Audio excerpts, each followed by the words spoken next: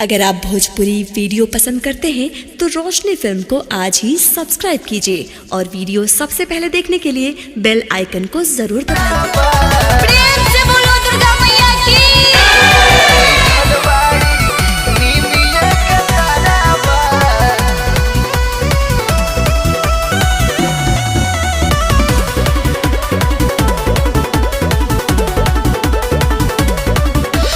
जाए खाती लागल कतार बाटे हो, केहू टेम्पू केहू कार असवार बाटे हो, केहू टेम्पू केहू कार असवार बाटे हो। देखो जाए खाती लागल कतार बाटे हो, केहू टेम्पू केहू कार असवार बाटे हो।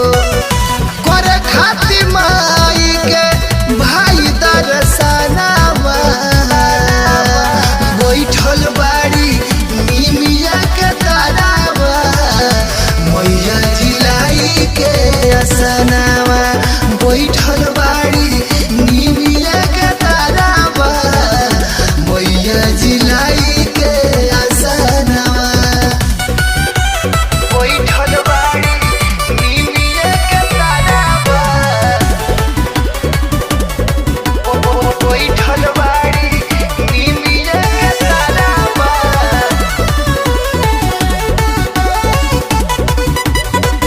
रहसु कालिदास के दिहली अपनों के दी है, प्रेमवा के पूजा मैया प्रेम में से ली है, प्रेम में से ली है। रहसु कालिदास के दिहली अपनों के दी है, प्रेमवा के पूजा मैया प्रेम में से ली है।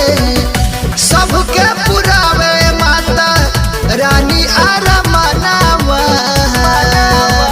बैठल बाड़ी निमिया के तारावा, मैया जिलाई के असनावा बैठल बाड़ी निमिया के तारावा, मैया जिलाई के असनावा बैठल बाड़ी निमिया के तारावा, बैठल बाड़ी निमिया के तारावा।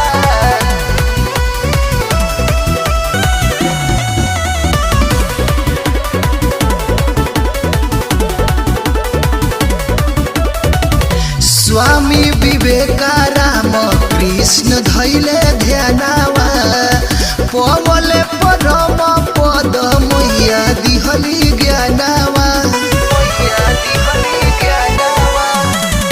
स्वामी विवेका